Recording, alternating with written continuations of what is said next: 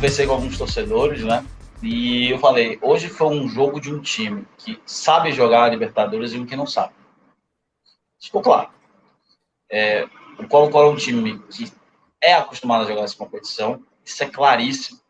O Colo-Colo dominou o jogo, mas o Colo-Colo não dominou o jogo apenas tecnicamente.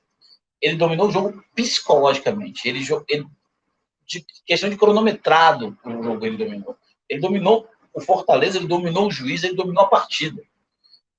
É um time que sabe jogar esse tipo de competição e sabia que o adversário não sabia.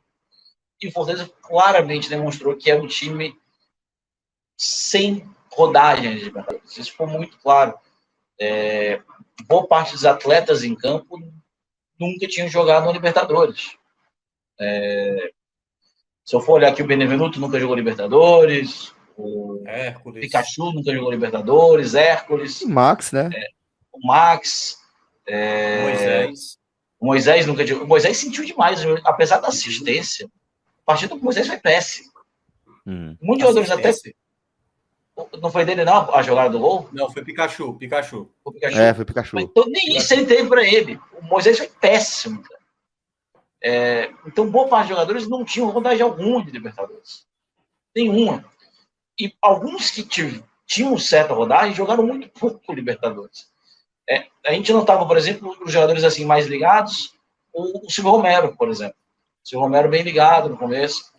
Mas o Colo-Colo não. O Colo-Colo, além de ser uma grandíssima equipe, e eu lembro que eu falei aqui que eu não gostei de pegar o Colo-Colo na estreia, de todos os times. Cara, eu não queria pegar um time chileno. Eu não queria, eu odeio. É muito chato jogar contra time chileno. Os chilenos, para quem me conhece, eu sempre falo que o chileno ele é o futebol mais catimbeiro da América do Sul e um dos mais violentos. E hoje né? É chato de se jogar com os caras, bicho, é chato, os caras não deixam o jogo rolar. E o juiz eu não vou aqui reclamar do pênalti tanto, porque em 20 anos de Libertadores que eu acompanho, no alto dos meus 32 anos, 20 anos uma bobônica, né? A primeira Libertadores que eu acompanhei foi a do Cruzeiro de 97. Então coloca aí 25 anos de Libertadores. Em 25 anos de Libertadores, eu nunca vi um juiz dar um pênalti daquele do Moisés em Libertadores. Fora que quando é contra o Boca Juniors, né? Porque contra o Boca Juniors é o Boca Juniors. Tocou na área pênalti.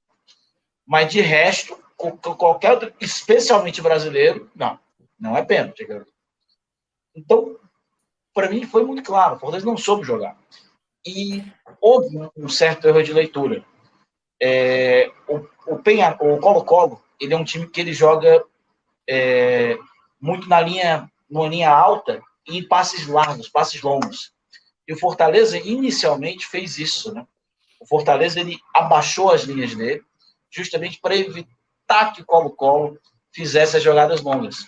Só que o Fortaleza não contava, por exemplo, e aí numa partida péssima do Landázuri, numa partida péssima também do Tite, que as triangulações, né, pelos lados do Colo-Colo, especialmente com o Pablo Solari, um garoto que surgiu de 21 anos apenas, surgiu no Tajeres de Córdoba, aquele mesmo campeão para cima do CSA na Comebol de 99, garoto de 21 anos, ele infernizou aquele lado esquerdo.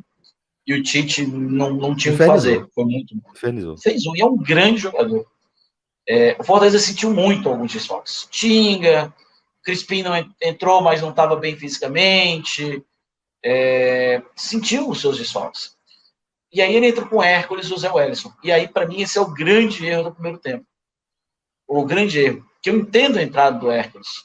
Como a linha era alta, como você faz a linha baixa, o Hércules é um jogador infiltrador, né? Muito parecido com o Ronald nesse sentido.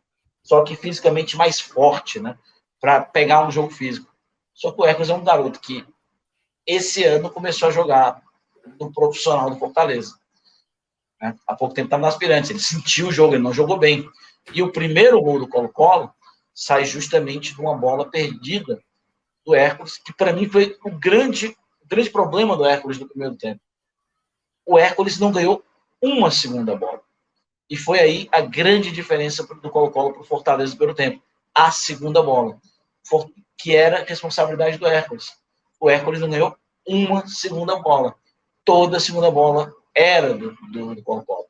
E numa segunda bola perdida do Hércules, o Colo-Colo abre o placar. Numa jogada que ele perde a segunda bola, o Benevenuto sai errado, dá espaço, e o Colo-Colo, num contragolpe mortal, vertical, um gol muito bonito de Juan Martín Lucero, que por muito pouco não veio para o Fortaleza esse começo de ano, né? Era pretendido pelo Fortaleza, inclusive. Acabou vindo o Silvio Romero. Juan Martín Lucero, na lei do quase ex, fez 1-0. E aí, para mim, é o grande crime do jogo. Porque o Voivoda corrige isso. Que é a entrada do Felipe. É a correção disso. Só que tem um pequeno dado, que eu acho que pouca gente pegou, que o Colo-Colo, até então, ele tinha feito, se eu não me engano, 14 gols na temporada. 11 em momentos iniciais e finais de tempos. Ali nos 10, 15 primeiros minutos iniciais e finais de jogo. E foram 4 minutos do segundo tempo, num contra-ataque bobo, numa outra falha do Landázuri, 2-0. E o primeiro tempo foi a mesma coisa. O primeiro tempo não saiu o gol, mas a gente viu exatamente esse desenho de pressão, esse desenho de preenchimento de espaço vazio, né? Exatamente. Não deu nem tempo do Fortaleza praticar a tática dele. Um erro de... Não deu nem tempo do Fortaleza praticar a tática dele. E aí o Fortaleza, o Voivoda mexe, começa aquela cera, aí sim tenta mexer alguma coisa, traz um Crispim que não fez um bom jogo, mas trouxe uma certa dinâmica diferente do Colo-Colo, que agora buscava contragolpear, trouxe uma certa dinâmica interessante, trouxe ali o Kaiser para brigar, deu certo, fez gol, tudo mais. Só que o Fortaleza, que imprimiu nessa meia hora seguinte ao Colo-Colo, foi a meia hora melhor do Fortaleza na temporada. Até muito pelo desespero, mas deu muito espaço também ao mesmo tempo. E aí a importância da entrada desse leão chamado Brian Ceballos. Que jogador, que zagueiro é Brian Ceballos. Foi muito melhor do que o Tite em qualquer momento do jogo. E o que me fez muita pena, que o Fortaleza ele diminui o placar e quando ele diminui o placar, ele perde um pouco do ímpeto e só consegue ganhar o ímpeto de novo ali nos 10 minutos finais, 5 minutos finais. Uma arbitragem ruim, uma arbitragem permissiva, mas uma arbitragem de Libertadores. É aquele negócio, né? Eu estava andando na rua com o celular no telefone de ouvido, fui roubado. A gente não devia dizer pro cara, pô, deu mole, né? Mas, cara, a gente tem que conhecer o contexto da competição, a gente tem que conhecer o contexto da situação. A gente sabe que é assim. E semana que vem, contra o River, no Monumental de Nunes, com o juiz uruguai, vai ser a mesma coisa. Vai ser a mesma coisa. Que o jogo de hoje, esse jogo de hoje pro Fortaleza, ele tem que rever 3, 4 vezes e dizer, filho, é assim que se joga a Libertadores. É assim que se joga a Libertadores. Não é caindo em pilha de jogador, é parando o jogo quando tem que parar, é jogo físico, é em cima do juiz. Libertadores é isso. E que o Fortaleza tem entendido. Porque talvez o Minhoca lembre da última vez que eu vi o Fortaleza jogando dessa forma. Assustado. Foi a estreia do Fortaleza na Série A de 2019. Um 4-0 para o Palmeiras. O Fortaleza estava assustado. Ainda bem que hoje o saldo foi muito menor, não foi 4-0, foi 2-1. Mas foi a mesma coisa, o Fortaleza. E aquele jogo, Luca, foi um 4-0 disfarçado ainda, porque Felipe Alves fez excelentes defesas naquele jogo. Exatamente. E né?